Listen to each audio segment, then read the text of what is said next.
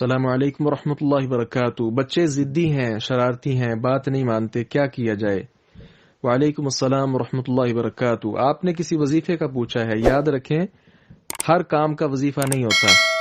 یہ خواہ مخواہ لوگوں نے پریشان کر رکھا ہے علماء کو، فلاں کام کا وظیفہ، جی بچہ ضد کرتا ہے اس کا وظیفہ، اسی طرح خامد بات نہیں مانتا اس کا وظیفہ، بیوی بات نہیں مانتی اس کا وظیفہ۔ تو ہر کام وظائف کے ساتھ ہی نہیں ہے۔ اب اس کی واضح مثال، دشمن تنگ کرتا ہے جی، اب اس کا کیا وظیفہ ہے؟ کیا وظیفہ ہے؟ وظیفہ اس کا ہے کہ اس کی کمر توڑی جائے، جہاد کیا جائے۔